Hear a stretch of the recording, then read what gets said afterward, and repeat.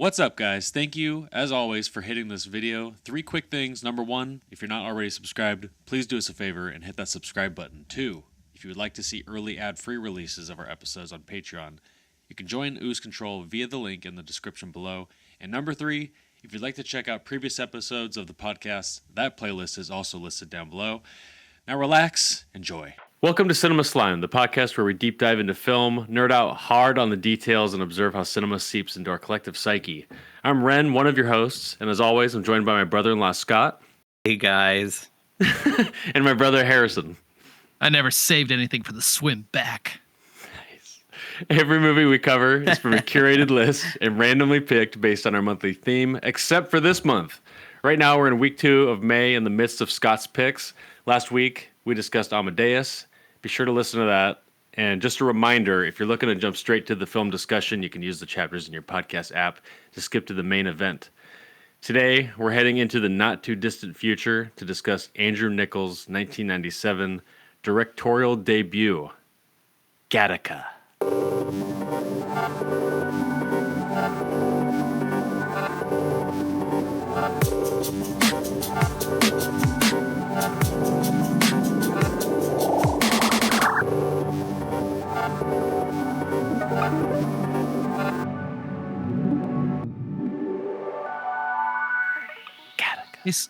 Hey, Scott, Gattaca. there seems to be a lot of glitter in your hair. Did you just get back from a party or something?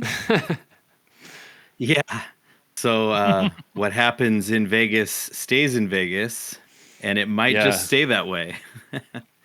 Except for chlamydia. So I went to this year's big Bitcoin conference there in Vegas, and I went in with the little normie pleb general admission. And I ended with a pro pass and going to an exclusive nightclub dance that was like $350 that I did not pay for. So there we go. There was more security to get into that party than to get onto the airplane. Wow. It was bonkers. That's awesome. Yeah, had a good time. So, curious, do you like Vegas, Scott? Do you actually like going there? No. Because I went to Vegas. Oh, you don't like Vegas? No, not at all. So I went to Vegas for my first time not too long ago, probably like 8 months or something like that. And I remember I was pretty like, all right, we'll see how it goes and all that stuff. And we went there for my friend's wedding, and I had so much fun. Like we had a ball. Like all week, we went to a hockey playoff game. We just ate out as much as we could, just experienced a lot of cool things. But then that was Tuesday, Wednesday, Thursday. Friday, we were out walking the strip, and I was like, oh, Friday and Saturday Vegas are very different than Tuesday, Wednesday, Thursday Vegas. Yeah, I was like, oh, okay.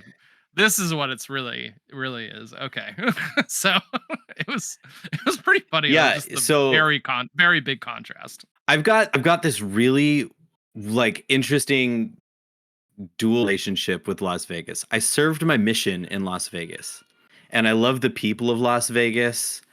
I love the history of Las Vegas. I love the like deep, dark, crazy history of the mafia in Las Vegas that is arguably still existing in Las Vegas. Like it's just this bubble of not real in the middle of the desert. And like it's an LDS settlement that was taken over by the Italian mafia when they opened up like at a casino on Fremont Street, and then they opened up the Flamingo, and that's like the start of like it's this whole thing, and I'm super fascinated by it. I also really think the architecture and the casinos and stuff are all really cool. And like they're in the middle of building the Hard Rock Casino right now. And it's huge, and they've got the whole base of the guitar built up, and they're starting on building up the stock of the guitar, and they've got like another 15 floors to go. Jeez, and it's just crazy. Huge. It just dwarfs every other hotel around it. You know, it's so cool. That's cool. It's also the most like hollow place ever. Like nothing about it is real. It's so fake. Yeah. Everything is fake, and it's like you walk past something, you're like, dang, cool. And then you like knock on it with your knuckles and it's got that like hollow, like plaster sound. Dum, dum, dum. Yeah. You're like, oh, this is Disneyland for adults. I get it. I get it now. And it doesn't matter how awesome Disneyland is, it's still fake. But you just like gotta let go, and then you love Disneyland. And then you just gotta let go and you love Vegas. And I just can't do that. My personality cannot let go and pretend. I don't role play. I don't play role playing games, anything. I'm bad at it. I don't like it. I never have. I cannot let go of reality. So, yeah, I understand why Vegas is awesome. I just don't like it. And I have been there so many times, even post my mission for conferences and stuff. And like for someone who doesn't like Vegas very much, I seem to be there a lot. Right. Like at least once every other year professionally, at least. Sometimes more often. You know, it's funny you say you can't let go of reality, but I can imagine you having that sticker on your computer that says question reality from Small Soldiers. I can see you having that. From Small Soldiers. I've got who is John Galt written on my as a bumper sticker. Yeah. I have a few sliding doors moments that I'll think of every now and then. And one of them is in my early 20s, a bunch of my buddies were going to Vegas. And like I wanted to go really bad. And I really think that one of the reasons I'm still alive today is because I didn't go on that trip. Oh boy. Because whoa. I heard about the stories that they all came home with. And I'm really glad I didn't go. I think about that every now and then. So I've never been. So like Fight Club, the one rule is that they explicitly talked about everything they did in Vegas. Yeah, I've heard some stories. New film category for next month, Vegas? Vegas? I can see. Thinking of a few good movies. Guys, we have to do a deep dive. We just have to do a deep dive. I think executive order, we pass this, we do a deep dive. Maybe after that. Vegas. That'd be pretty cool. Give us your pitch. What's your deep dive? What are you stoked about? I don't know. Oh, like I kind of want to do a Harrison deep dive if I'm being honest. Like I want Harrison to pick the deep dive. Oh, okay. The first two movies I thought of was Ocean's 11 and Casino with I think it's called Casino, the one with Robert De Niro. Casino. That's the first thing I thought of. I want to watch that. That movie is off the chain. Oh my god, I love that movie. Yeah. That is a cautionary tale movie. Like the tragedy. I love it. It's so good. Tragedy. That'd be pretty sick. Yeah. Tragic. Chaos. Okay, so wait, Scott, take a guess. What would be in a Harrison deep dive? Because I'm gonna go Dumb and Dumber. I think that would have to be in there. That's pretty influential. Yeah, it kind of has to be in there. And then I'm thinking like Thumbelina or something that like just something really off the wall that like you really like for some reason. I don't even know if you like Thumbelina. I'm just throwing something out there. Harrison, I feel like if there's some expectations of what I pick in my category, I feel like the pressure is on for you to put some sort of Marvel movie in there that you're like, oh, guys, I'm not an idiot. Enjoy this Marvel. No, 100. Like when this month's category came up with Scott's picks, I was like, I wonder, okay, if they pressure me to do my picks, what would I pick? And the first one I thought was X-Men, actually. Pressure you. Yeah, right. No. We would definitely be watching the 2000 X-Men because X-Men is a very big thing to me. I really love the comics. I really love the characters. And while the movies aren't a very good representation of the comics, they're still just so awesome to me. Like when those came out, many aspects of it. That was exciting. Like that was undeniable. Oh, same with like Spider-Man, like the early days of Marvel. That was that was sick. So Ren, do you remember a lot of times I listen to podcasts, I listen to X-Men podcasts, and a lot of times they asked like their guests, like, hey, like how did you get into the X-Men? And so many of them talk about like, oh, I was just, I was in a gas station and they had comic books on the spinner rack and things like that. And I was thinking back and I was like, I don't remember ever seeing a comic book like almost my whole life. I don't know why. Maybe we just didn't go out enough, but I didn't buy comics. I just wasn't. My older brothers, like I've said this a couple of times on the podcast, but like I've got older brothers that are like 11 and 15, years older than me. And there's my 2 older brothers, this huge gap. And then there's my older brother who's 3 years older than me. And then me. So I'm number 4, but there's this huge gap between the first 2 and the next set of 2. Yeah. And they had so many comics. So, they were going to, I think they graduated high school in 93, maybe. So, they were growing up in the late 80s. You were teenagers through the late 80s, early 90s. And they had all these Transformers, all these Superman comics, all these Batman comics. And when they left home, left on their missions or went to college and stuff like that, they stayed back at home. I read comics growing up, but not because comics were what my generation did, but because I just inherited all their toys, all their Transformers. Like I know how to make like the Dinobots, Yeah, that's a big advantage, just to like know what's kind of cool, just kind of giving you a head start because of your older siblings. Harrison knows all about that, but I don't know anything about that. Oh yeah, So yeah. you're lucky. No. Ren, you were telling, like, how did you get introduced to the X-Men? You were saying something. I'm pretty sure it was just the whatever morning cartoon of X-Men, but like that one was so like raw and like more mature than every other cartoon. I think it was like Fox 49. I think that's ringing a bell. But yeah, and just the intro, like that intro is so awesome. I was talking to my brother about that era. Mm-hmm. That era of cartoons, I think we were just absolutely spoiled. Like, think about it. We had like Batman the animated series. Yep. Spider-Man. Spider-Man was We sick. had X-Men. We had freaking Gargoyles. Like, yes, they're just American Saturday morning cartoons in that era were so good. Animaniacs. Bonkers. Did anyone like Bonkers? Pokemon. Tailspin. Yeah, Tailspin. Good stuff. Rocko's Modern Life. Darkwing Duck. Darkwing speaking of my Duck. heart. Darkwing Duck.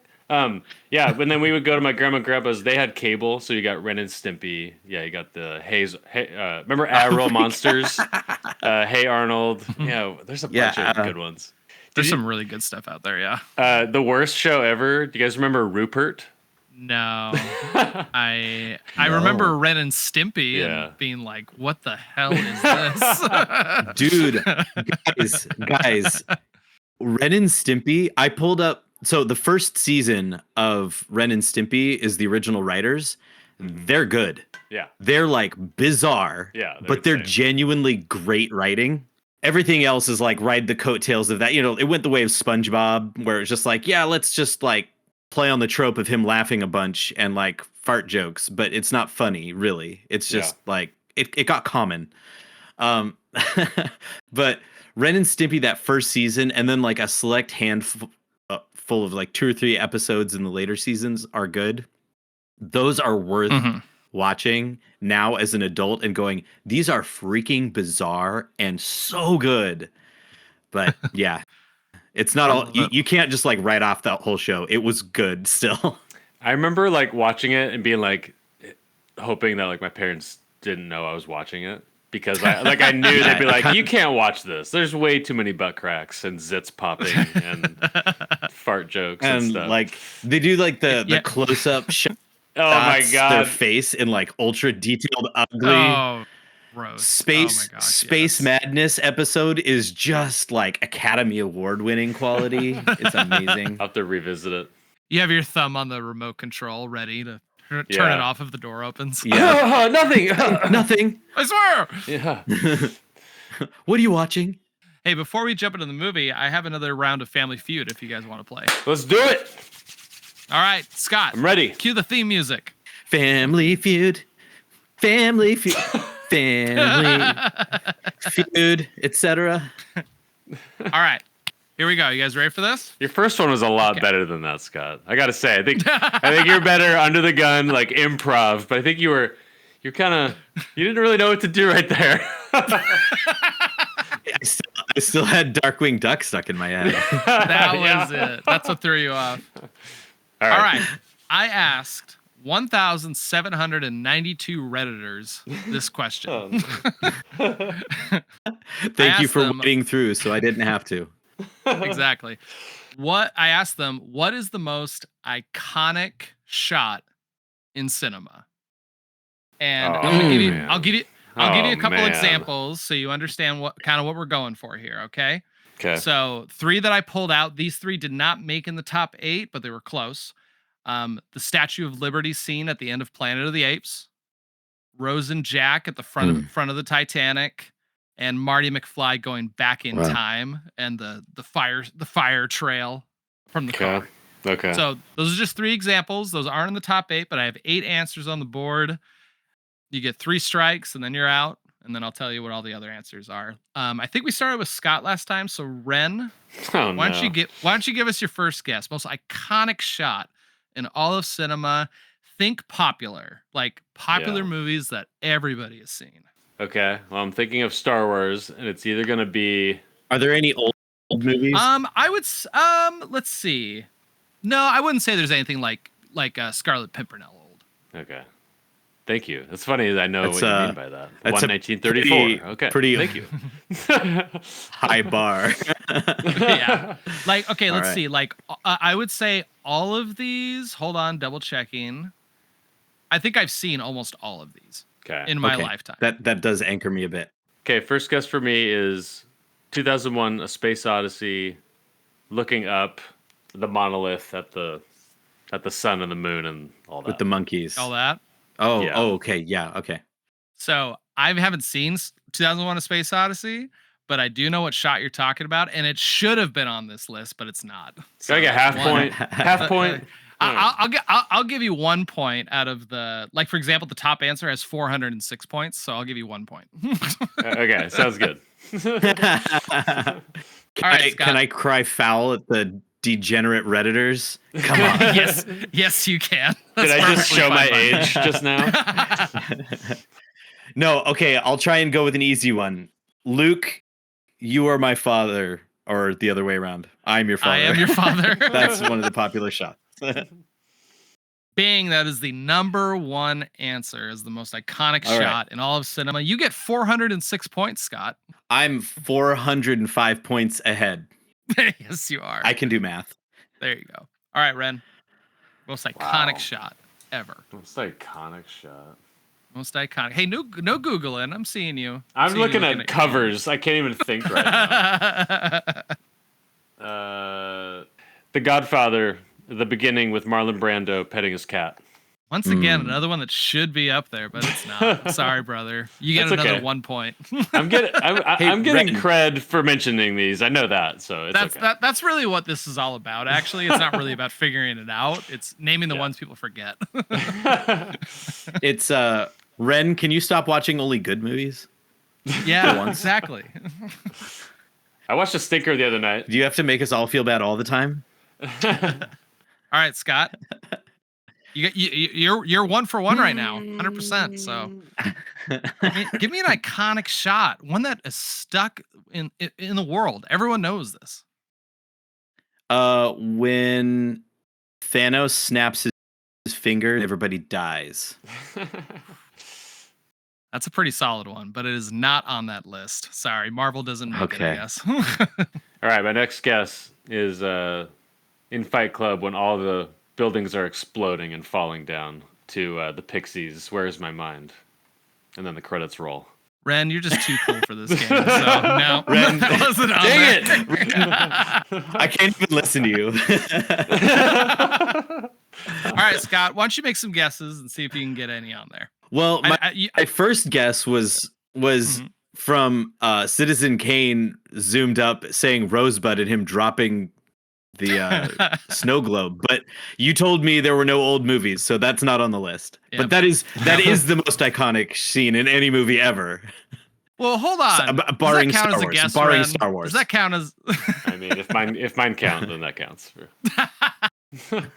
I would have guessed. Not that I'm guessing this right now. No, 100%. I'm a lawyer. All right, Scott, I'll give you one more guess because I'm going to say that one counted. You just kind of fished it out of me. It was not on the list. I can't think of any popular movies because I'm worse than Ren. I just don't watch movies. Why I'm on this show? I guess so. I'm just gonna X you guys out, and I feel like you guys are gonna kick yourselves on some of these. You ready? Oh, absolutely. Okay. Number 8 answer. Here's Johnny. Okay. Oh yeah, see that's dumb. Ren, why didn't you get that? I was expecting you guys to get that. Okay, hold on. I'm thrown off. So you can go back and review my answers, but I was thinking of like shots, not quotes. No, it's not a quote, but that whole scene is iconic. I mean, that's like everybody knows Here's Johnny. It's not the line, it's the whole scene. But it's not most popular lines. But it's not most popular lines, but the scene. It's iconic. Everybody knows The Shining. Who's the lawyer? Pretty much. This one I'll give you. Kill the lawyer. Now, this one I'll give was like, I mean, it is technically number 7. Basically, any scene from Blade Runner. Like everyone was listening to every scene in Blade Runner. They were like, you could take any shot in that film and make a poster out of it, and it would have been perfect. Number 6 is the Matrix dodge, and that one deserves it. 100%. Oh yeah, that does deserve to be on the list. That definitely does. Did The Exorcist come up on your list? Yeah, it did not. Oh, okay. The spinning head and the pea soup. Oh, yeah. Dude, I can't even, man. I can't even. When's that going on the list? Right.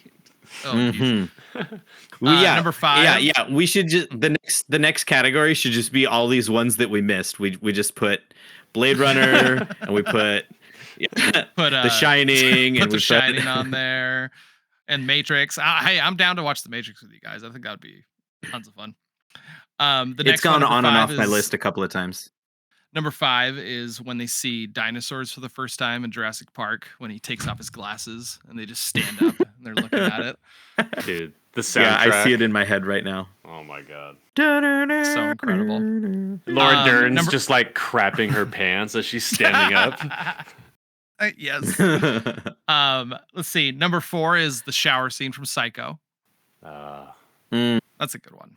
That's a good one. This one, the next one, in my opinion, this next one is my number 1, I think, of all time, and it's "You Shall Not Pass" from Gandalf and Lord of the Rings. Like it is one of the very few scenes in a film. I'll just YouTube it like randomly, like once a month, and I'll just be like, "Oh my gosh, this is so good!"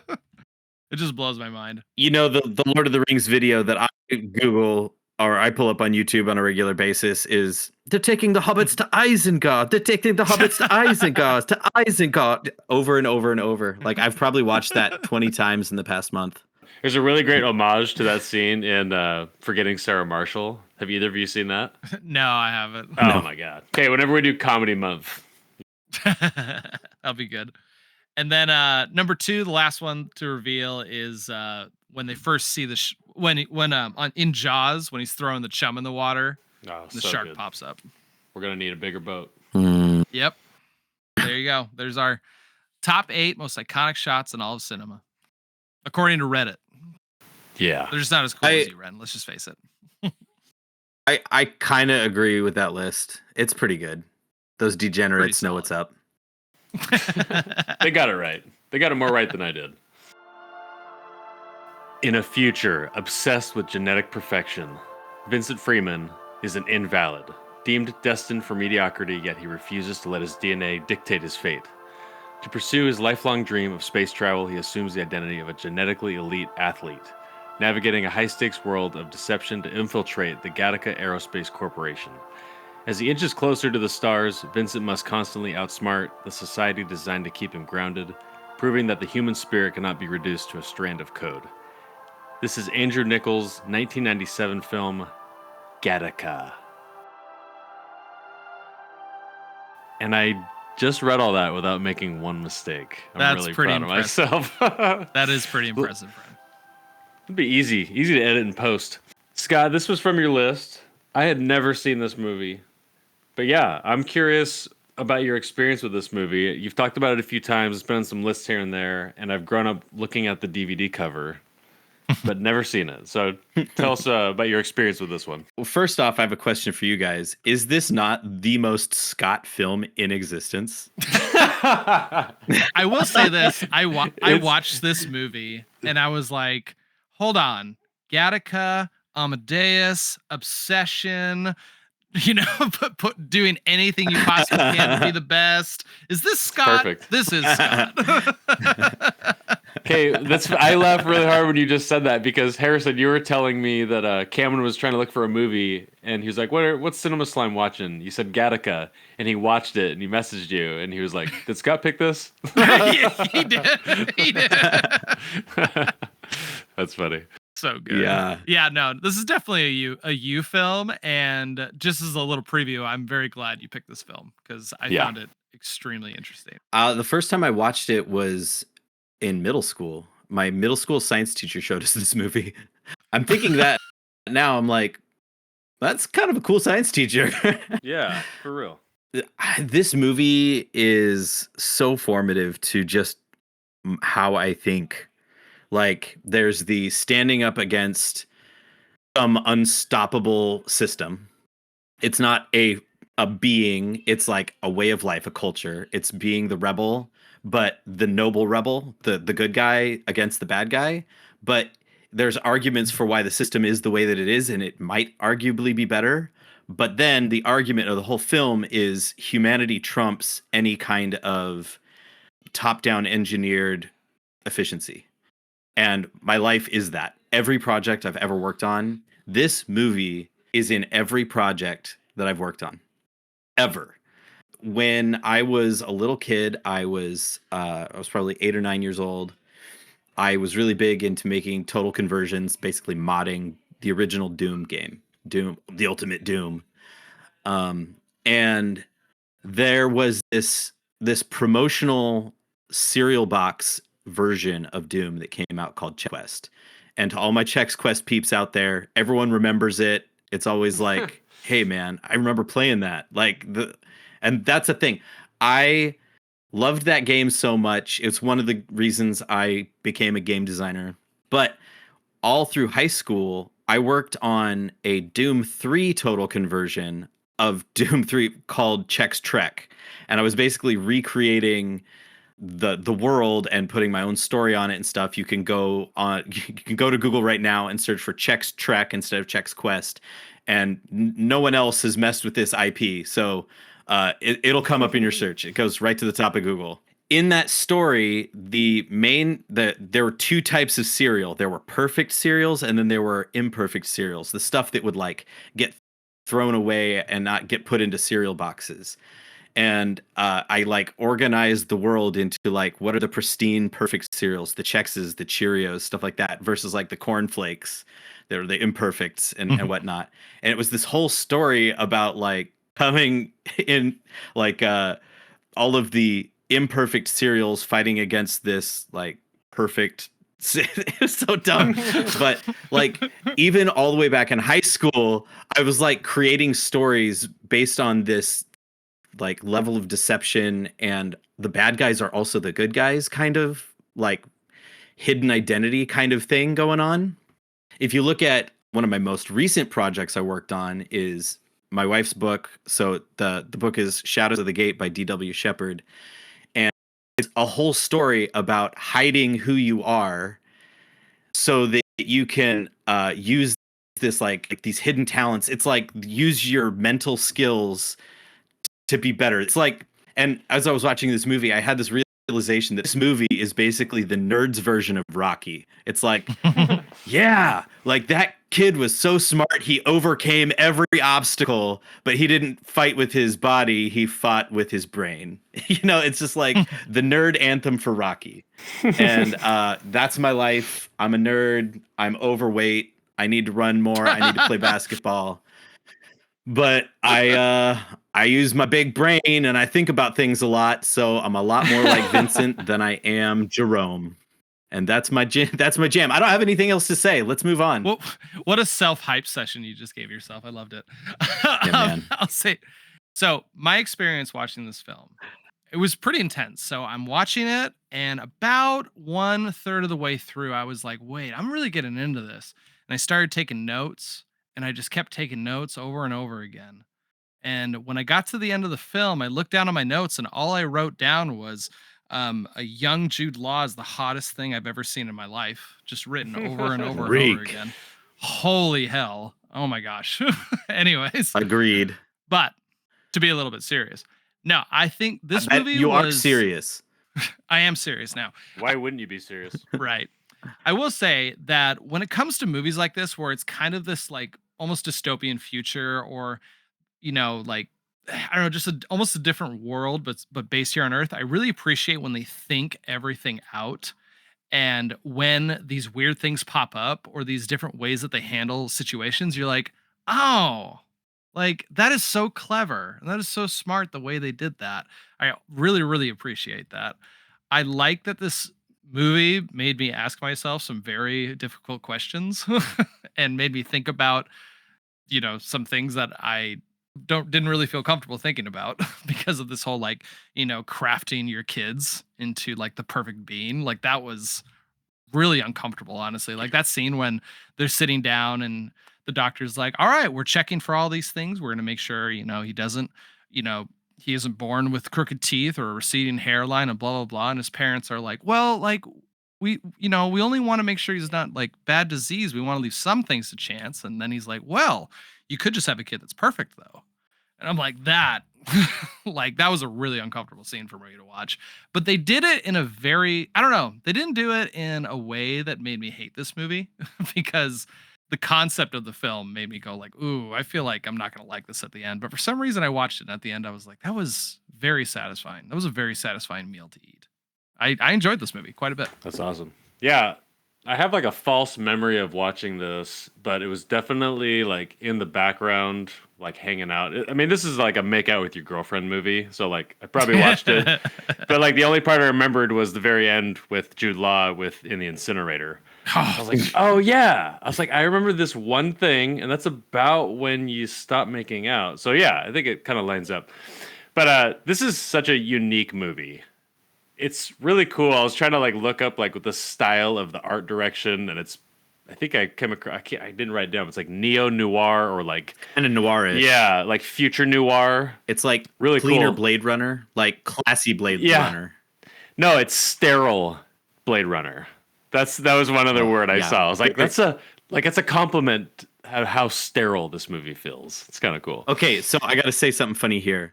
I just watched this movie while I was standing in line in Treasure Island to check into my hotel. So this movie's minimalism and Vegas are diametrically opposed. Yeah. And there is a giant billboard, one of their big video billboards right in front of the Venetian that was like an ad for the Venetian, and it was like Michelangelo wasn't minimalist, neither are we.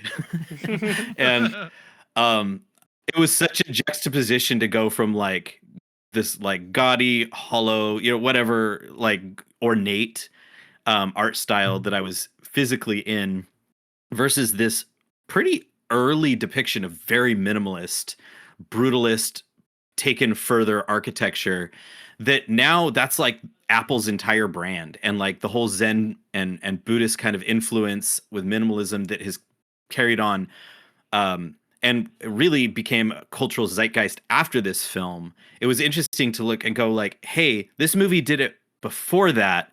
And there's a lot of things that I kind of caught on. We'll go into this later, but like there were things that are part of our culture now that were not part of the culture then that like I didn't even notice until I like thought about it later because it was so normal in our culture now, stuff like that. So anyway, I sorry, totally bowled over you, Ren. Please carry on. I want to hear your words. It's karma. I did it to you last episode. It's all good, man. I guess I was just like, I really liked the movie, and I was really surprised at like how much doesn't really happen. Like, there's really no action. And I was just watching this interview with Ethan Hawke, and he was saying, he's like, I think this movie completely bombed at the box office because it was marketed as like a sci-fi action. And then when reviews were coming out that were like saying that it like wasn't exciting or boring, I think people read it the wrong way. I could totally see how that could happen. But it's not a boring movie. It's great. I absolutely loved, like we've already talked about, all the architecture, the cinematography. There's so many like circular and like DNA stranded shaped stairs, and just everything is like precision. Very cool. And pretty prophetic. Like there's two things that come to mind, but it was just kind of showing like the electric cars and they like plug it in. And then there was something else. I think it was like an Apple Watch. He was talking on his phone on the watch. And I was like, dude, we're already there. Like, I don't know. They kind of called some things I thought were pretty cool. I think the greatest thing about the movie is just how, like what you were saying, Harrison, it's thought-provoking, a thought-provoking thriller. And it handles these themes and these ideas, and they just feel really true, like especially today. And we're in this really weird part of history where things feel like they're like actually moving towards the ideas in this movie. Like more than likely in our lifetime, where we might witness a lot of this genetic engineering, like this concept and the perfect human.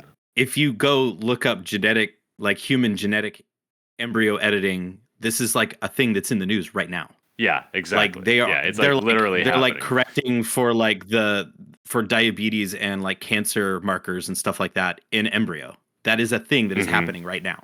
That's actually the number one reason this movie's on the list, because it came on and off a couple of times. Like it's a really good movie and stuff like that. But I had a couple of other really good movies. But then I was talking to Paige about it, my wife, and she was like, well, we were just talking about how prophetic and important this movie is like last week because we saw that article. And I was like, yeah, I don't want to bring it up because of that, but I also want to bring it up because of that. You know, like I don't want to talk about the realities of life.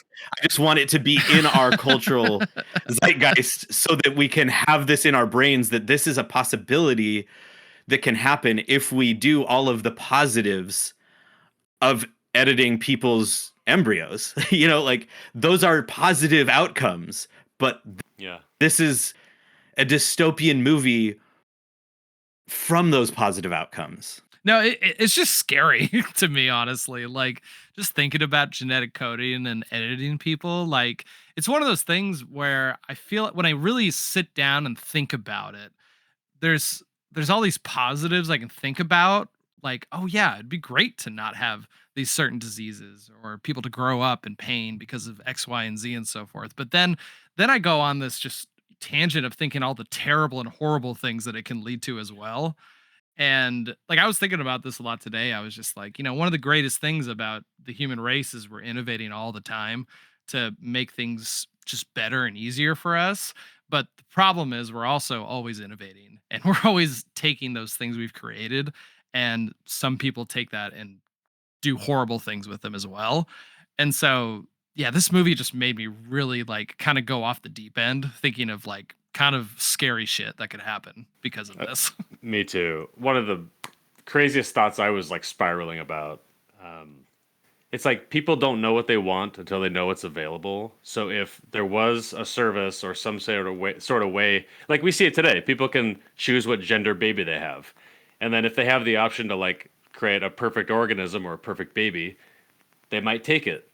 And then if you extrapolate over time, you think about, like, I don't know this for fact, but when I look at the news or I hear stories or look at history, like it seems like human beings are like inherently sort of discriminative or racist. Like it's just kind of like in our makeup for horrible, weird reasons. I don't know. I can't explain, but like the invalid part of this movie, if the invalids eventually become the minority, we would discriminate them. Yeah. Like that would happen. So I don't know. This movie, yeah, it's just it's fascinating. No, I mean, it's look, like I think it's impossible for me to watch this movie without thinking of my kids who both are special needs right now out of autism. Oh, yeah. Like it's I've had people ask me that question, which is a little rude, but like people have asked me like, "Oh, do you wish your kids didn't have autism?" And it's like I can't even answer that question. What a horrible question to ask. Oh, believe me, you have no idea. Like, what the hell? You have no idea. It's freaking insane. But it's one of those things. It's like, yeah, would I love if Charlie could speak to me? Yeah, of course. But I love her so much that I wouldn't want to change her for who she is. And it, like I said, it brings up impossible questions that I feel like are completely loaded to answer. Like no matter what answer I just gave to that question, it's like there's something negative attached to it.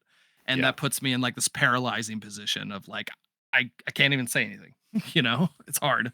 So there's another very getting vulnerable. If you enjoy watching our show on Spotify or YouTube and you want to be more involved, we encourage you to please come check out our Patreon community. Not only does our Patreon community get every episode you see on YouTube early, fully uncut, uncensored, and ad-free, but we're also doing Patreon-exclusive episodes, as well as Q&As, video clips, and access to our entire film catalog. It's a lot of fun and a nice way to say thanks for the cost of a cup of coffee every month. Now, back to the show.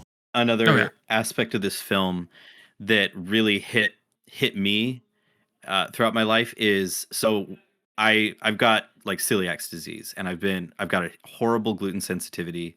It like destroyed my entire childhood, and I didn't know that was the problem until I was married, and I went into the holistic healthcare world, and they're like, "Hey, maybe you should stop eating gluten." And I was like, "What's gluten?" You know? And I've spent the last 15 years healing, and I've got a long way to go still, but I had like 20 years of gut damage that made it so I didn't grow very well, and I didn't have energy, and I just didn't get in the habit of exercising, and I had like horrible depression, and I don't have the depression now, and I don't have the migraines now, and stuff like that. But the way that little Vincent, you know, he's like running outside and he trips, and his mom treats him like he's fragile. Yeah. Like, and that as a systemic way to view your world, like, did two things to him. One, it made him view himself as broken, even though he was a natural child, right? He just wasn't engineered for perfection. He was God's child. And the connotation loaded with that, and that was a negative thing, but also it gave him this like serious chip on his shoulder. And to answer your question, or answer your observation, Harrison, about Scott's obsession with trying to become better at stuff, it's a compensation that I've just feel like I'm so far behind. And the one thing that I'm good at is thinking big thoughts. And so I've flexed that muscle my whole life, and everything else has just kind of gone by the side. And like, for better or for worse, my flaws, my genetic predisposition to not being able to digest genetically engineered gluten has made me who I am, for better or for worse. And it's so hard to watch this movie and not see Vincent as the good guy, because he's the godchild or whatever against this sterile, weirdly racist, oppressed society, you know, with this surveillance state based on your blood, you know, like hardcore biogenetic discrimination and stuff like that. So it's really easy to see him as the good guy, but then he's also the weaker one, but then he still overcomes it. And I don't know, it's like, I think about this movie the way Ren thinks about They Live. I probably think about this movie once a day, and I have for my entire life. So like every time you see an eyelash or a piece of hair on the desk, you're probably like, oh shit. Oh my gosh. I should probably vacuum that up real quick. You joke, but I do. Yeah.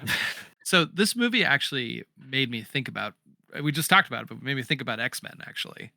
There's a scene in and I think it's in the third movie, or no, it's the second movie, where they're talking no, maybe it's the third one. Anyways, they're talking about a cure for mutants and like getting rid of their powers. And there's actually a scene where Storm is kind of going on this rant of like, we don't need that.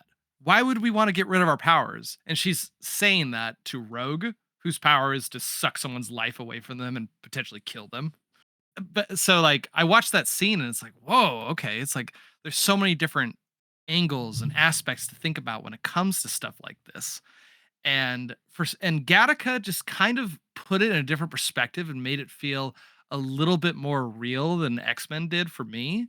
Because I feel like X-Men kind of laid the foundation for my moment to watch Gattaca, because it made it just more, just real. You know what I mean? It's like, oh, we're not just like taking away like, you know, inconvenient or terrible superpowers from these mutants.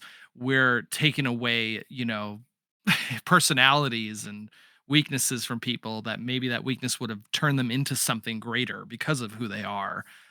Honestly, like, I'm kind of realizing how huge this movie is in my mind right now. Like, there's a chance this is gonna like, mold my head and like really stay in there forever. I'm realizing, wow. Yeah, just us talking about it just so far already makes me like it like way more. It's really It's cool. true. Do you guys know who Malcolm Gladwell is? Yes. Yes. So he's pretty sure. He's the author of The Tipping Point and things like that. One of his Blink. more recent books is David and Goliath. And if you haven't read this one, it's basically he pulls a whole bunch of people that are the underdogs, the misfits, the freaks, stuff like that changed the world.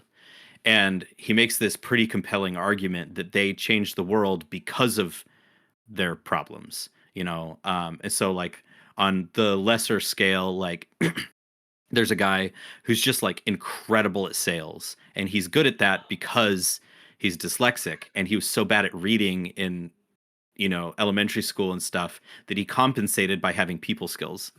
And because of that, he was able to be this really good, very successful salesman that just like was so great. But then it goes to the other extreme, like you're talking about, Harrison, where the guy that found the cure for leukemia was this like freaking psychopath that worked at a children's hospital where all these kids were dying of leukemia.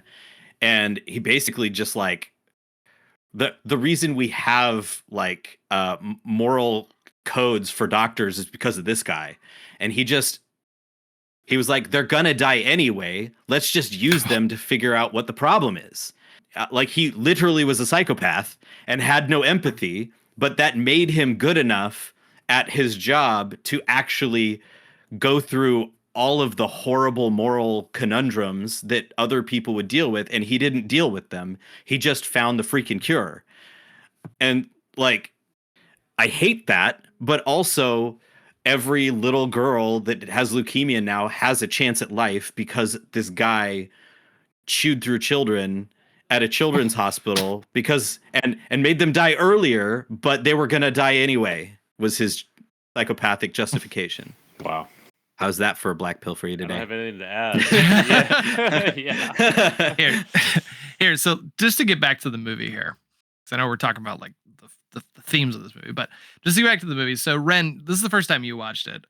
And I remember, and I just wanted to kind of go through some things I wrote down when I was first watching this. One of them was oh God, that's not snow, is it? Oh God, it's skin. This is so gross. Like that one wigged me out, and I was like, and that's a giant toenail.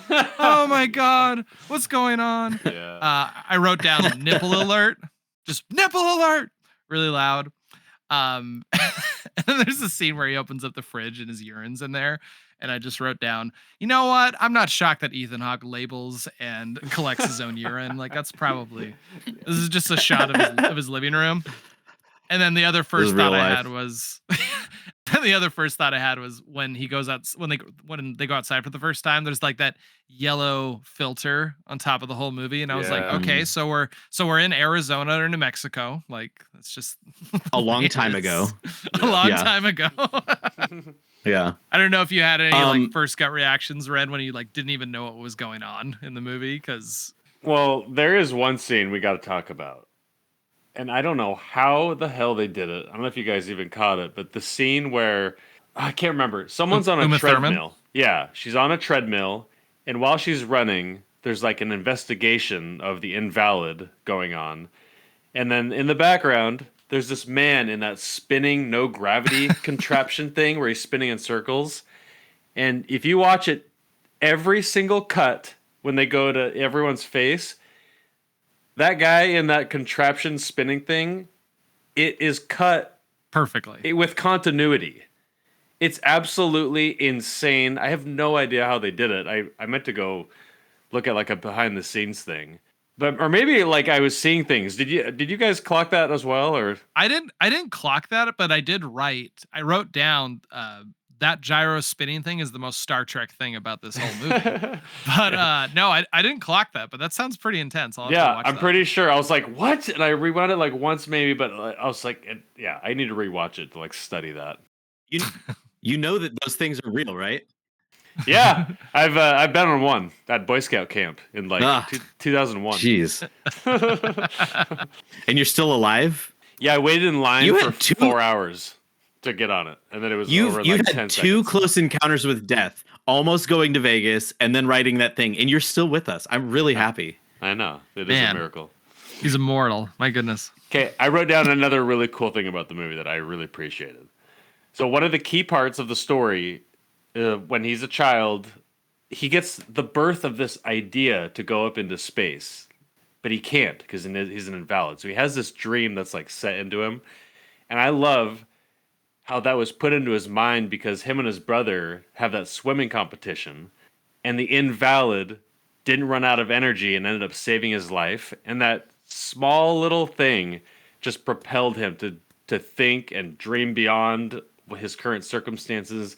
It didn't let him quit. It made him freaking go under surgery and get leg extensions just for this idea that he believed in. Cue the Rocky theme. Yeah, exactly. But it propels him through life because he knows it's possible. By the way, that scene where he's like swimming in the seaweed, I would literally die of fright. I could never Gross. do that. So gross. But then there's that really cool scene. I forget where. I need to rewatch this. But there's a scene where after he wins, he saves Anton, his brother, and then the clouds part, giving him like a clear view of the sky. And I feel like that's us being told like it's possible. Like he's getting this like eye-opening experience. I don't know. It was really effective. It's really cool. At the end of the movie, when they're doing their final showdown after the investigation's done, all that kind of stuff, and it's just Anton versus Vincent. And they swim out there, and he goes, "Vincent, how are you doing this?" And he's like, "I just never saved anything for the trip back." So just before that, he goes like, "No, we're closer to the other side. We got to keep going." And in my younger years, I thought they were like, I was like, wait, aren't they in the ocean? I guess they're in like a big lake, like the Great Lakes or something like that. And I had this thought, but this time I was like, no, they're in the ocean. Like that is the most like Chad flex that Vincent could say right then. Actually, I wanted to ask you guys about that scene at the very end because if I'm being really honest with you guys, like when they kind of had that confrontation, they realized that it's revealed that that's his brother, and then they decide to do this swimming competition again. I kind of rolled my eyes at that. I was like, really? Like that's how we're gonna solve this? Like I was kind of waiting. I was kind of hoping it was gonna be like, okay, now he has to decide if he's gonna let his brother go on this space trip and achieve something that he was never meant to achieve, or if he's going to stop him, and that's going to make him think about who he is and why he would want to stop someone from achieving something they can do. But then when it cut to them doing the swimming competition, I was just like, I don't know. That scene wasn't very satisfying to me personally. I did like the line of I didn't save anything for the swim back, because I think that really puts you into the psyche of Ethan Hawke's character. But yeah, I don't know. Just the way they resolved that just didn't really satisfy me that much. I don't know if, yeah. IMO, the ending is simultaneously its strongest and weakest part of this movie. Mhm. Thematically, the end of the movie is beautiful. It's just beautiful. I think it's weak because the whole rest of the movie is so tangible, and the ending of this movie is very symbolic. Mhm. It's like, I don't have anything left to live for. I'm going to incinerate myself, and that's a release from my depression or whatever. That kind of stuff. Like my perfection was not perfect enough.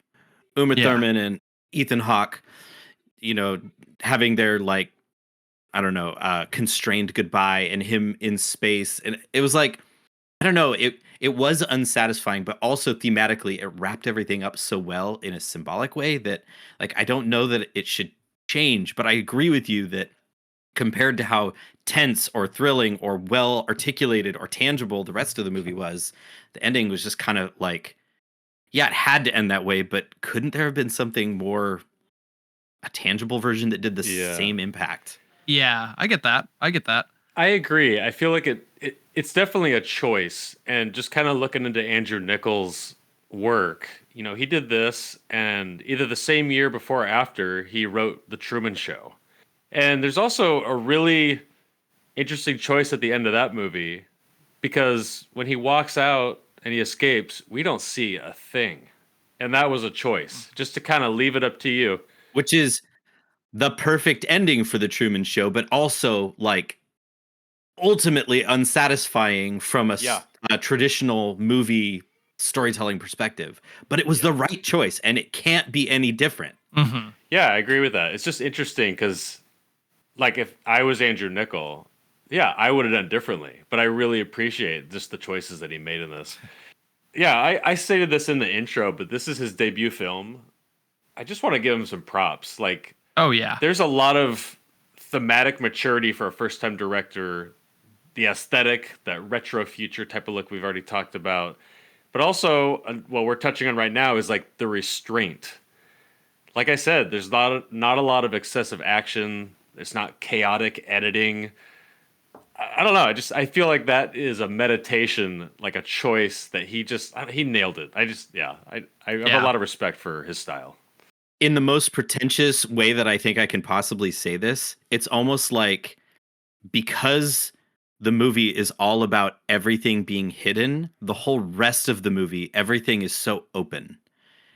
All the sets, all the minimalism, there's nothing hidden behind a curtain, behind ornateness. It's just plain and there and like precise, like medical sterile. Yeah. And it's like that almost hides the real depth that is being hidden. It's like, I can't even think of the words because I'm just like pulling this out of my butt right now. But it is beautiful that somehow was, by, like you said, by a debut director, he managed to capture that with his team. Mm-hmm.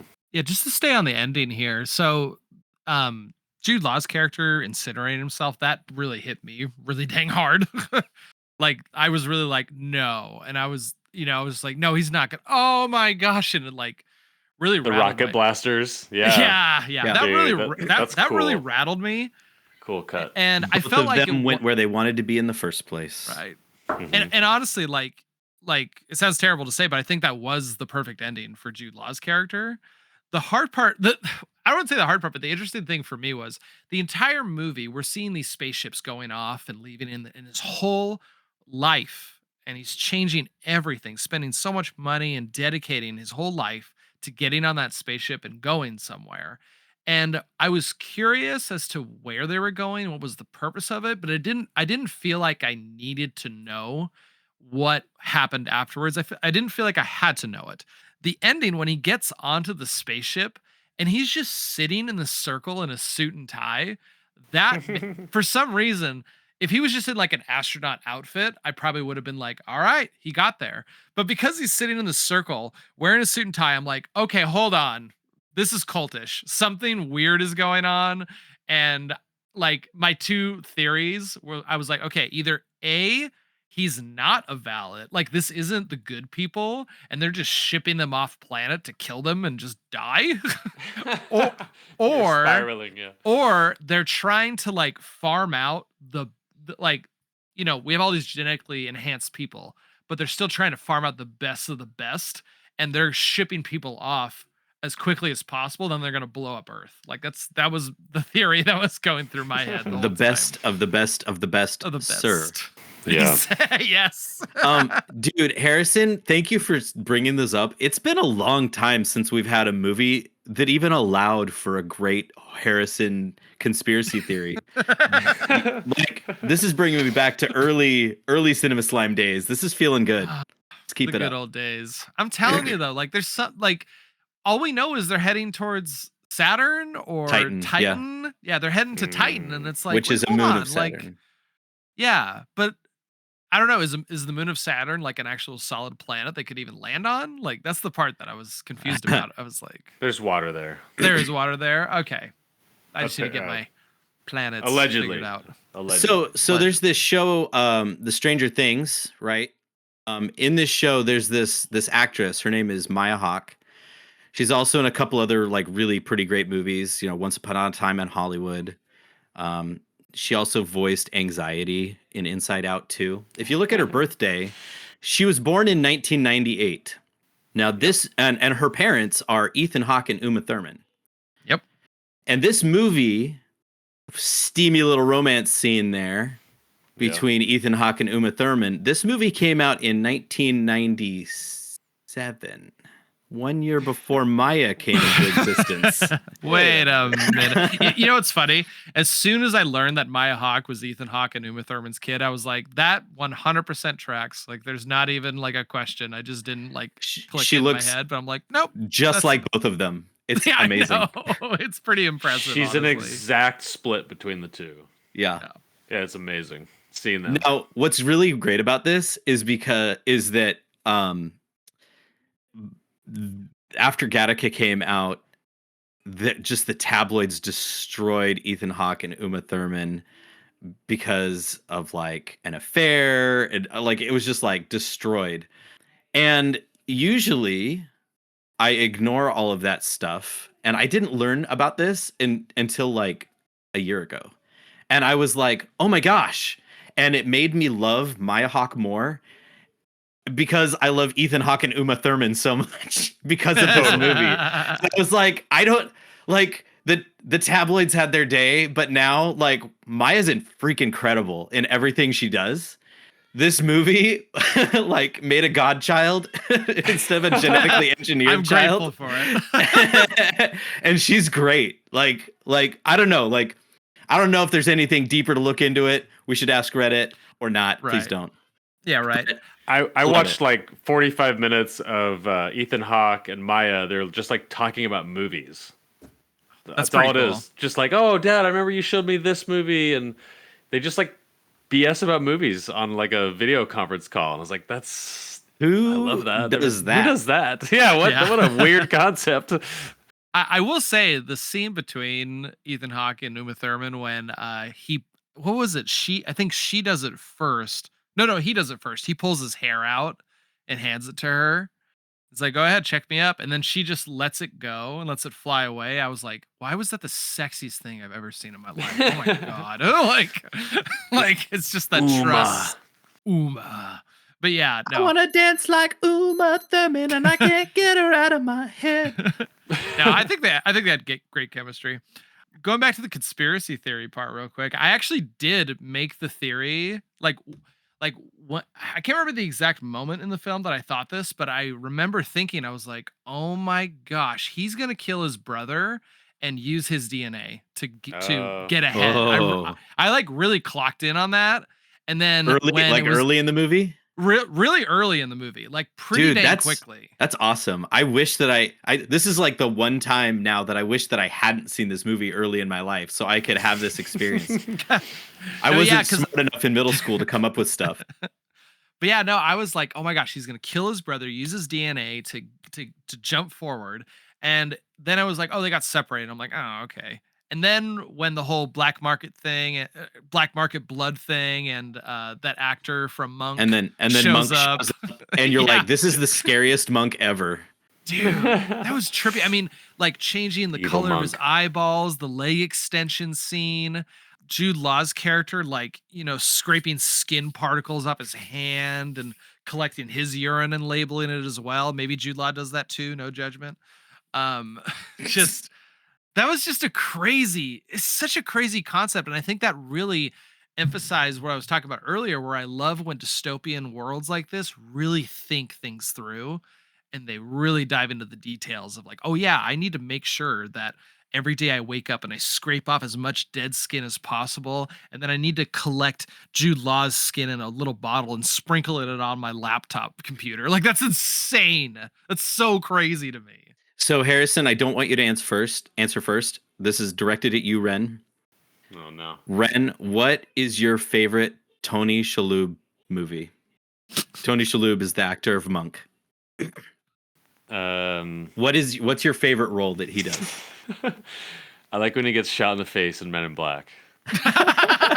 It is like little walleyes. Yeah, And his it's nasty like, little head pops out. his new head regrows in, and it's just as ugly or And it's- uglier. Yeah. And And it's it's like uglier. wet. The eye that was wall-eyed is swapped. Did you guys notice that? I just watched it like a No. week ago. That's Man, I awesome. haven't seen that in so long. Oh my gosh. It has to be on a cinema slime. Harrison, what's your favorite Tony Shalhoub? Man, I role? really Monk is the one that's really sticking in my head. I'm really trying to like rack my head as to where else he's in. I know he's in a ton of other stuff. Mine's Galaxy Quest.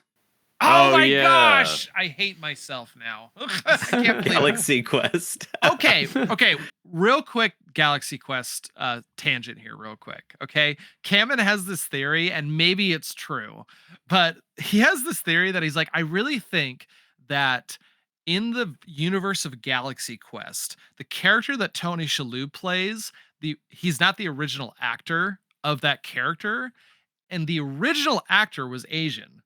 And that's why every time Tony Shalhoub looks at the camera, he squints his eyes and stares at the camera. Bro, I'm just like, Cameron, I can't unsee that. And I don't know if it's true, but he told me that and it made me laugh so hard.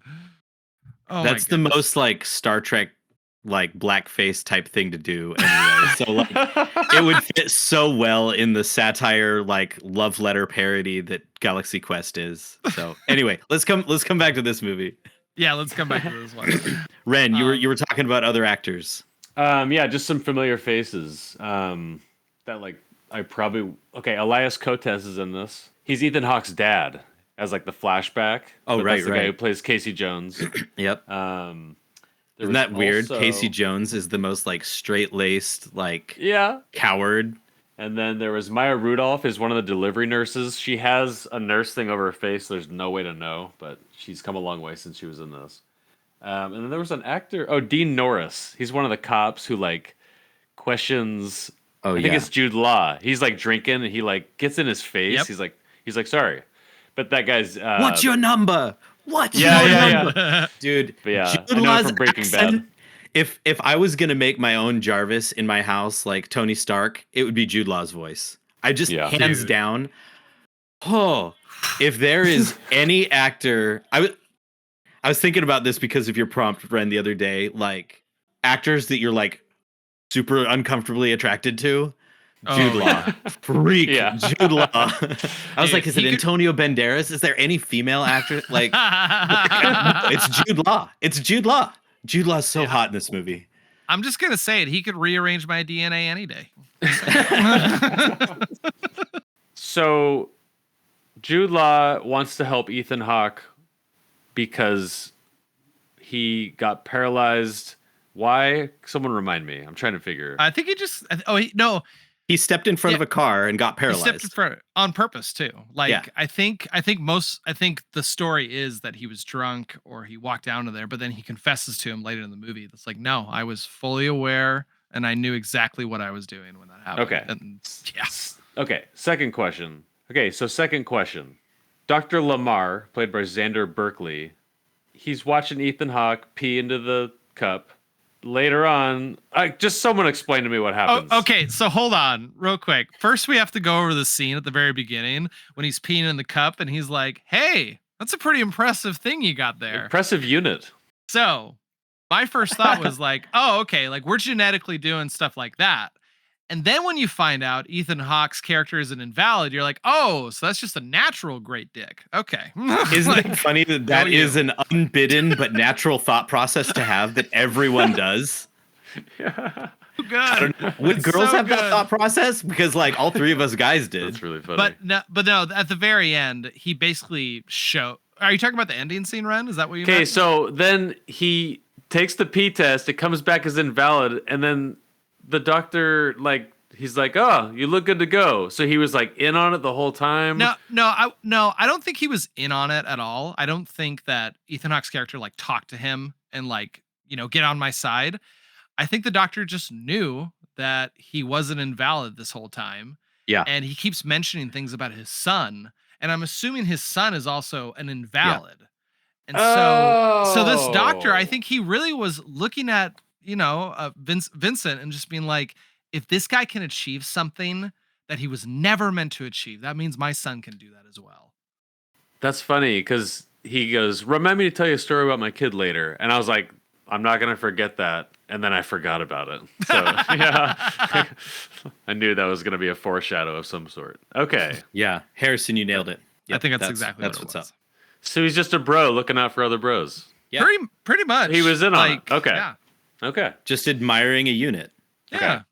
Oh, and my other question is, how long is recovery time for someone with their legs extended until they could walk again? Because it seemed like it took like 2 weeks maybe in the movie, but it doesn't even say, I don't think. But I was just curious about that. Oh, I'm sure it's quite a long time. Like I've never had that done to me, but I'm aiming that the time scale of this movie is like the present day part of this movie is probably 2 or 3 years. Just a few questions I had. yeah. Well, it's just interesting because I feel like this movie has some kind of technology whiplash. I don't know. That's kind of the thought I had where it's like, okay, we're in the not so distant future, but we're consistently sending people in space. We have all this really intense technology when it comes to genetic engineering, but we don't have HD photos of people. Like this whole Yeah. movie is based on the fact that we can't take really good quality photos for people's IDs. Like that's the part that I was like, I feel like there was just kind of a contrast in terms of like where we were technology wise, because some of it felt really high, and then there was just other moments where like this feels really like no one thought of making HD photos. So I'm gonna yes and improv on this by Ooh, saying yes. it didn't matter. And they say that a couple of times in the movie. Like, they don't care what you look like. They don't care how well you do. They care about your blood. That's it. And so why would they invent HD photos for surveillance when they've already perfected it? Damn, Scott. All right, I feel like I've been respectfully put in my place in a good way, though. I like that. That's really good. That's really good. I love how the bad guys are just the invalids. It's like, oh, something bad happened. It's the invalid. It's the invalid. And it makes Actually, Anton, who's kind of a jackass the whole movie, like kind of a noble character in that he's the only one that keeps pushing for, like, we should do our jobs as detectives instead of falling on the easy answer that it's the fentanyl addict over there in the corner, you know? Yeah. I appreciate the humanity of the elite guy there. that brings up a really great line in the film that I wrote down. It's we now have discrimination down to a science. Now that's just like, dude, that is Wow. dark as hell. Holy Yeah. shit. Like Yeah. I mean, it's kind of Nazi-ish. Like, if Oh, I'm gonna, okay, so here, just stay on this train with me just for a second, because I'm sitting here watching this movie. You know, we already talked about it. I'm questioning everything about genetically engineered kids and all this stuff and getting rid of people's identity, basically. And then I went on the really opposite dark end of the spectrum, and I was like, wait a minute. Okay, so if they can genetically engineer really, quote unquote, perfect people, that means they could genetically engineer like terrible people, or they could genetically engineer people who will just follow orders and be like slaves and stuff like that. And I was just like, oh my god, like I need to get out of this dark tunnel I'm in right now, because this is horrible. so Harrison, you read Page's book, Shadows of the Gate. Yes. So now, do you see like the whole like banding humans thing, like, Oh yeah. and using it for the good or using it for the bad, and what does the technology unlock and stuff like that? The magic system, what is it unlocked, and how does it change culture? That is 100% lifted from this movie. Dude, Like, so crazy. Like it's a completely different setting, so you could be forgiven if you didn't make that connection. I'm just gonna go on record right now as someone who is included in that pen name, D.W. Shepard, highly inspired by this movie. Oh, I believe it. Here's something I wrote down in the middle of Vincent's process of like taking over Jude Law's character, his identity, putting those skin tags on his finger filled with blood so he can get past security. I wrote down, obsession is a terrible thing. Because I was watching this, I was like, man, like, I don't know. Like, I've been obsessed by things, but none of it's really important. Like, I'll really get into Game of Thrones, or I'll really get into X-Men, and I'll read that for a month straight, kind of a thing. Like, I've been obsessed that way, but I've never been obsessed with something so much that I would alter my entire life and my own identity to achieve something specific, like getting on that spaceship so we can leave. Like, Can I talk about crazy. my experience with obsession? Oh no, please do. And Yes. honestly, I wrote this down. I didn't even know if I was going to talk about it because I was like, I don't want to like make Scott feel uncomfortable, but you're the one who picked this movie, so I picked this movie on purpose. yeah. I like I told you guys at the beginning of the, when I announced the movies, like I went back and forth like how much I was going to troll you guys or how predictable I was going to be.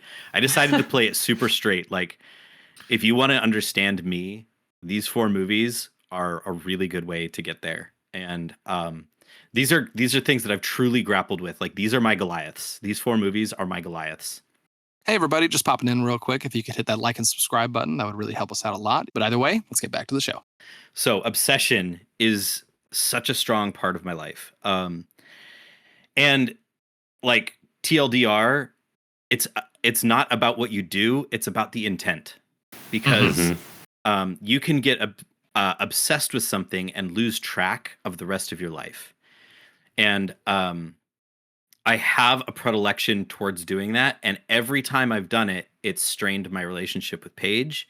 It's made me a worse father to my children. It's made me pass up career opportunities to pursue another one. It's the reason I don't have a degree in college, because I became obsessed with proving that I could do it without getting a degree, like hustling my way into success. There's so many things that like by themselves, there's nothing wrong with the activity per se, because in a healthy way, you can look at the college education system and go, hey, here are all the actual tangible, real problems with that.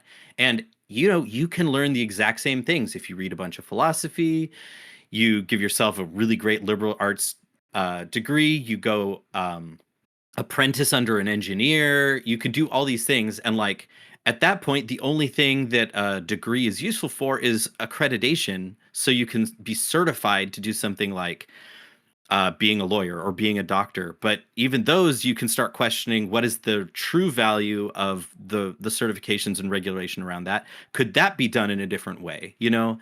And that's just like a political kind of question. But those are all like, that's the honest, like justifying and like sanitized answer.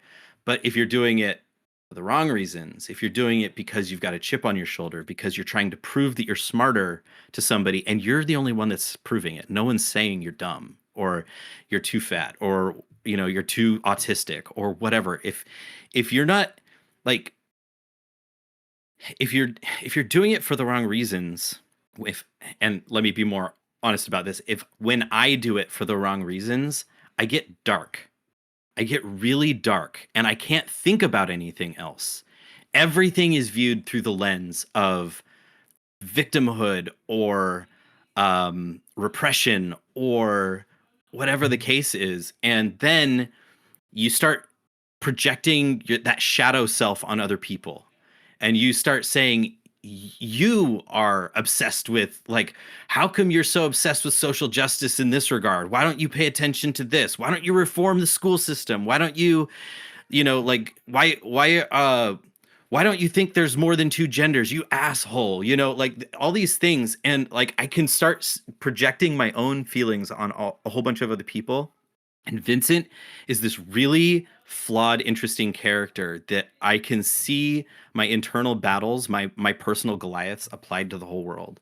If you look at Amadeus, the same consuming fire took over Salieri. And in the end, you realize that Mozart was just a proud, spoiled brat who was really talented. He was just a human. He was just a good guy. But Salieri was projecting all the horrible, degenerating like language towards him. He's the creature crawling on the floor. This vulgar, all these things. Like every word that Salieri used about Mozart was practically true, but he wasn't seeing who Mozart was. He was seeing what Mozart was. Yep. It was the product of his life was an expression of things, and Mozart has to answer to that. There's consequences for your behavior. And that's captured in the movie. But the stronger message of Amadeus is the obsession and how that takes over Salieri's life and destroys not just Salieri's life, not just Mozart's life, but everyone around him. And the fact that we don't have decades more of Mozart's incredible innovation in music. Like, what would it be like if we had more Michael Jackson? You know, what would it be if we had more Kobe in our life? But we don't have these people because they died early. And Salieri is the bad guy that cut Mozart's life short. And you can feel the loss when you project it across all these other examples of super talented, beautiful people that could have expressed more but didn't have the chance. And it was Salieri's obsession that took that from us. And we're cheated because of Salieri's pride and arrogance. Wow. And so that obsession that you keep bringing up, Harrison, is so consuming. The fire is a bonfire that can consume me so much. And like, the reason that I'm alive today is because I married your guys' sister, and she is the most grounded person, and she'll call me out every time she sees it. She's like, Scott, you're getting obsessed. And I'm like, no, I'm working so I can get this job so I can release the book. And she's like, no, you're not. Because if she'll in the most Paige way, she'll be like, if you released it tomorrow and nobody cared about it, would you be happy then? Or would you be mad that no one read it? Or, like, you're not doing it for why you're saying you're doing it. You're doing it because you're in that dark place again. And it takes me like a week to pull out or whatever, but like, she's the reason that I'm good, basically, that I'm a good person, a good husband, a good father, a good community member, and things like that. So anyway, Damn, dude. I don't know where to go from that or anything. And that's different than my normal philosophical diatribe, but that is my soul on camera for y'all. There you go. Well, I have something to add. I please. think just based off what you were saying is that I don't even want to say the quote that goes with it, but basically every successful dude has an awesome chick by their side. And I think that's true for you, Scott. It's true for me and also you, Harrison. And I think that's what happens to Ethan Hawke's character when he meets Uma. I think that really also propels him forward. Just to circle it back to the movie if we can, but he's got such a cool name. Oh yeah. How many Umas do you know? 0. I don't know any Umas. Here's another question I want to ask about this, because so kind of the main premise of this movie is the fact that the space director guy gets murdered and they need to go through and find out who did it. And I was watching this movie and I really convinced myself that Vincent did kill him. And I was like, okay, like, when are we going to find this out? And then like at the very end, some serious Memento or like Fight Club action going on. Something like that. And then at the very end, they're like, oh, we caught the guy, and it's some other guy in the company, basically. And I was sitting there and I was like, okay, could this have been a lie? What would it mean if it was confirmed that Vincent actually killed this guy? And I wonder if it's because they were like, okay, we can't have Vincent actually kill the guy because maybe that justifies the valid people and their views on invalid people. Because it's like, well, see, right there, we have proof that he is a violent person and he's not as incredible and perfect as we are. And I feel like, I don't know, like, I'll be honest, when they kind of revealed, like, oh, it was this other guy that killed him, I was like, that felt like a cop-out. I feel like you almost needed to make Vincent kill him, because I think that just adds more depth and more thought, more just things to think about when it comes to this movie. Like, what do you guys think about that? Harrison, have you watched Broadchurch? Broadchurch, I love Broadchurch. Oh my gosh. Kills me. That TV show killed me. Oh my gosh. And this is not a confrontational question. I just want to know your answer. Oh, you're good. Do you feel the same way about the ending of Broadchurch and that reveal as you do in this one, where you're like, that is unsatisfying? That's because I wanted it deeper or to have more meaning. That's interesting. Okay, if I'm thinking back to the time I watched it, I think I was a little unsatisfied with the ending of Broadchurch and figuring out who did it. But that was my first gut reaction. And I think I remember chewing on it later and being like, whoa, this is really intense. And then the following season really like solidified it and turned it into something that really stuck with me. Yeah. And hit me pretty dang hard. Yeah. So no, but I will say no. I think my first gut reaction was I was like, that felt a little unsatisfying. So you read Page's book, Shadows of the Gate. Yeah, yeah.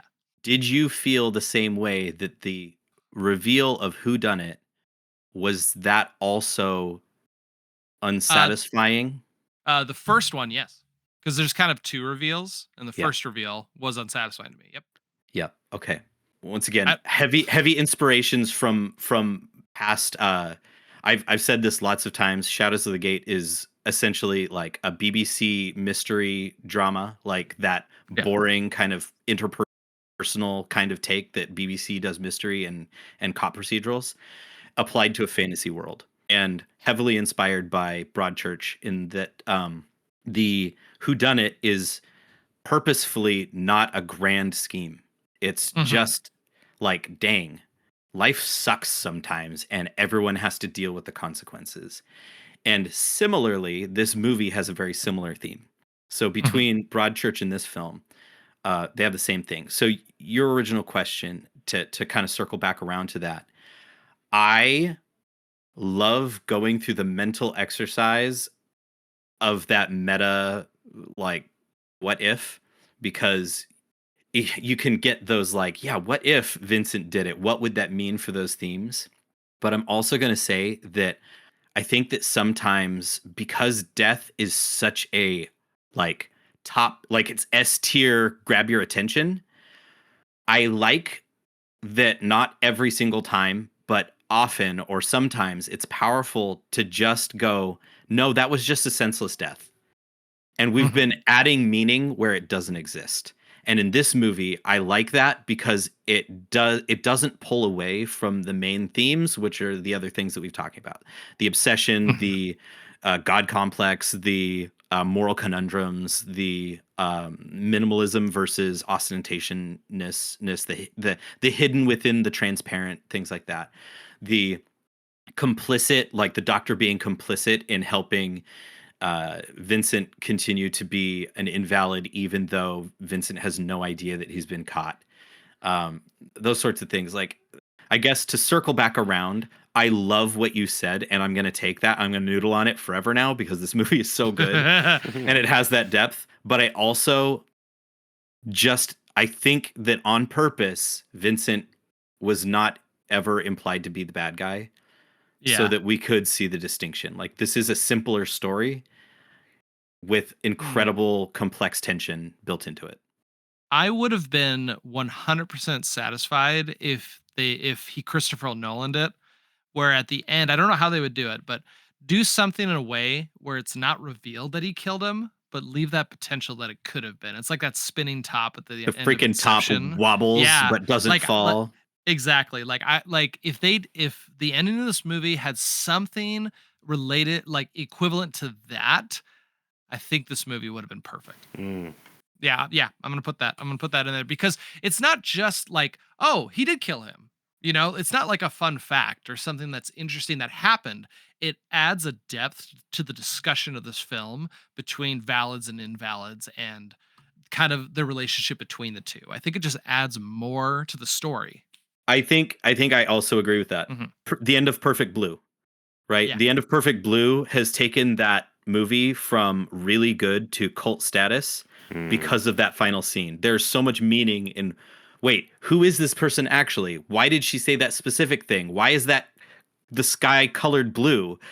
Stuff like that. Also, Ren, we need to talk about colors in this movie. Ren, did you notice the use of blue, green, and yellow? I did, but what did you notice? And also red. Yeah. Okay, so I don't have an answer. I didn't research this. I want to talk about it with you. This is the first time I noticed because, thank you, Paris, Texas. I now look for color in movies. Same. There are a lot of scenes where there's this sickly neon, bright, fluorescent shots. And like the tunnel is green. The for example, when they're in the cars and they're at the check stop and he takes his contacts out and throws them on the ground, all of the lights that they're searching with and the blinking lights and stuff in the tunnel, all green. So there's this sickly green color, and I started trying to, I was like, oh, it's any time that he's hiding or something like that. But then it doesn't always fit. Yeah. And it's somewhere in there. And so I wasn't entirely sure. Maybe you have a better idea there. But then there's one particular scene that was very obvious where it's towards the end when Uma Thurman is asleep in her car and like in the most uncomfortable position.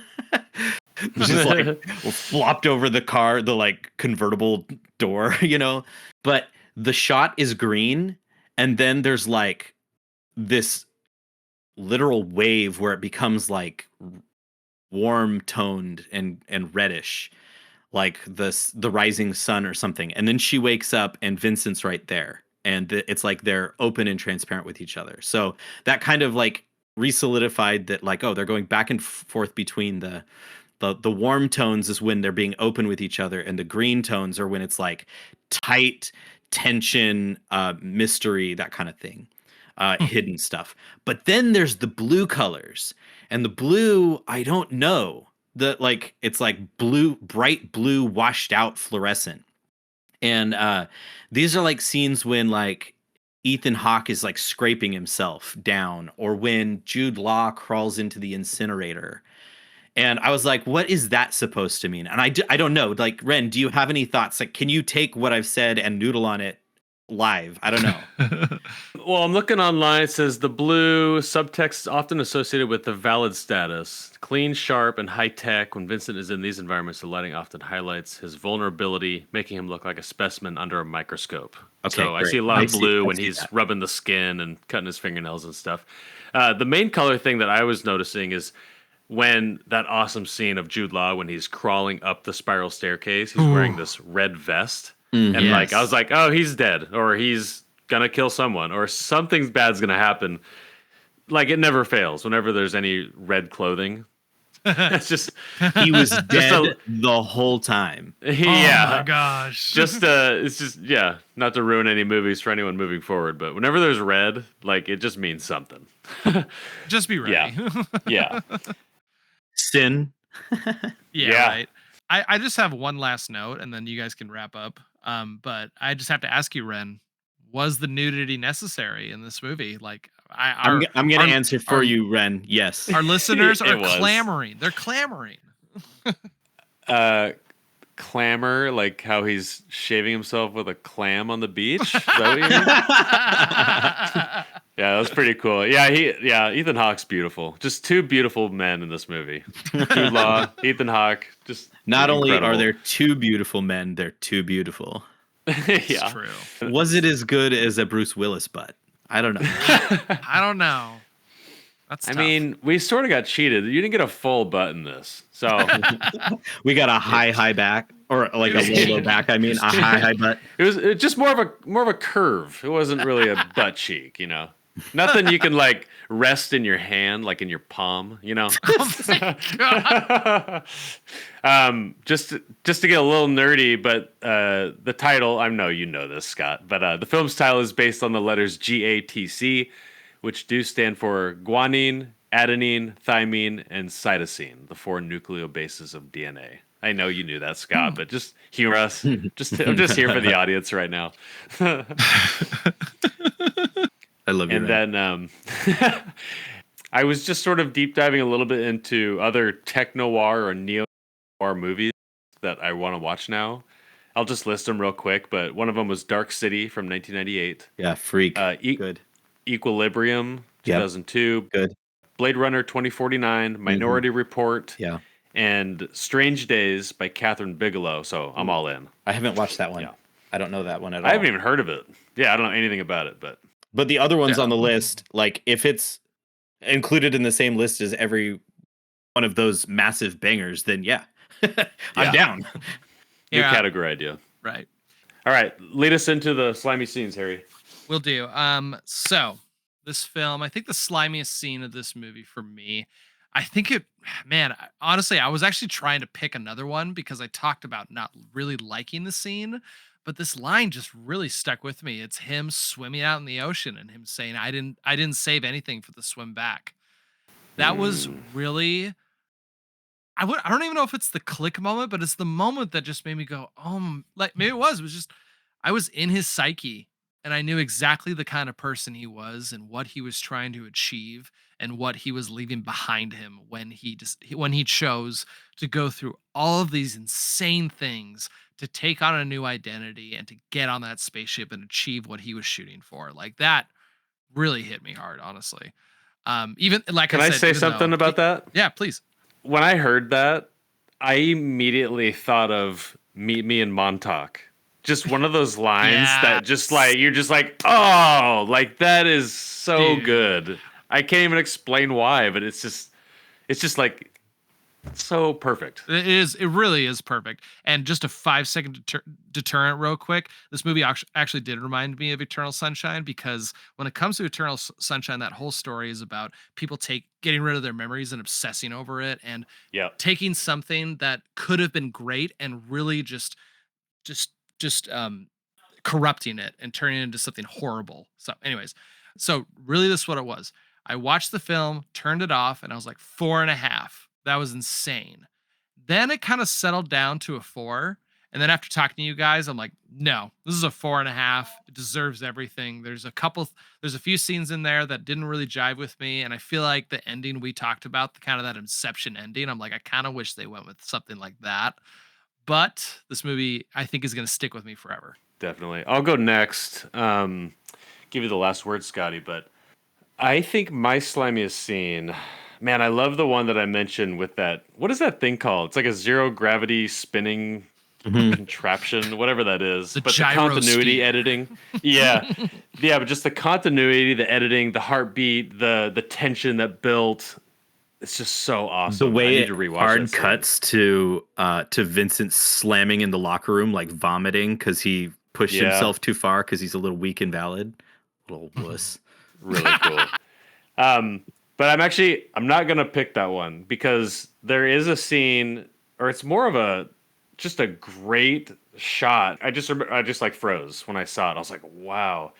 I do that often with movies. I just get struck with like genius beauty in a film. But there's a scene where Ethan Hawke and Uma, they're in the bed making love, and it's this upside down triangle shot. It's all green, and the ocean is like the tide is like coming in, and then the camera pans down, and it's just so disorienting. I don't know if you guys remember that, but that like stopped me in my tracks. So hands I think down. that's my slimiest scene, and it's That's like it's just weird. a Denis Villeneuve type shot.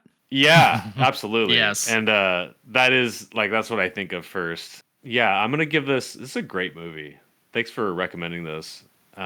This will probably go up as time goes on, but I'm gonna give this a solid 4. Yeah, this is just truly unique. Like I love this movie just for what it is. I can't say it's one of a kind because I haven't seen these other movies in this same niche type of category, neo noir, tech noir. So I'm really interested in diving deeper into this, but I love the discussion that this brought on, just the psychology of it, the ideas it gives you. It's very special. So I'm gonna go. Slimiest scene for me is after Jude Law goes up the stairs, and he poses himself sitting there with his legs crossed upstairs, like, "Oh yeah, I'm a totally normal human," And the cop comes in with Uma Thurman, and there's this unspoken like oh yeah, role play that they know each other, that they've ever spoken. And he's like, "Where's my kiss? How was work today? Maybe he can tell me what I got," stuff like that. And the cop comes in, and it's like full frontal vein, and like just the most grotesque. Like that needle went right into his vein, pulled out some blood, tested it right there, no cuts. Yep. Like everything, it was like, no, this is the legit real deal source of the blood. And he walks away, and that's all amazing. Like that whole interaction is amazing, but continuing to after the detective leaves, and the scene with Vincent coming upstairs behind Jerome, and Uma Thurman like just looking at them both and going, like seeing the vertigo of her life and her wanting to vomit and like, I don't know who you are, and feeling lied to and stuff. Like that scene is stuck with me for a really long time. It's so disorienting and it's so satisfying and disgusting in so many ways. And it's such a quiet, restrained reveal. And I've never Yeah. seen anything revealed that way before. And it's just, I think cinematically, like, and the way the cinematographer decided to frame that shot, just like I said, like that full frontal vein, it's like there's nothing hidden. It's so good. And obviously this movie's a 5. It would be dumb if it wasn't. Like, this movie means so much to me. Yeah, like Nichols is, I think, an auteur. Like, he does it for the love, and he is a genius. And the movies that I've seen that he's done have all been great. And, you know, in my opinion, he's in at least the top 10 greatest, like, minds in film that have ever been. Yeah, So he's got some new ones coming out too, so there more to come. Just a note on what you were talking about, Scott, that scene when Uma comes into his apartment and Jude Law's like, "Where's my kiss?" Maybe I was just distracted by Jude Law and how hot he is, but literally he said that and I was like, that was the biggest sexy power move I've ever heard. Oh my gosh. Like, I don't know. It felt very like, he said it and I was like, oh, he's like putting Uma Thurman in the position of like, hey, get over here and kiss me. I don't know. I thought you were gonna say I stood up and kissed my TV. Oh, hey, Isn't it great though that like Ethan Hawke is like, he's kind of a quirky looking face, but he's also like a good looking dude. oh But yeah. then when you put him right next to Jude Law, you're like, of course, Jude Law is the perfect person. Of course, Vincent is invalid. Of course. Look at Jude Law. He's right there. Like, that is a stag.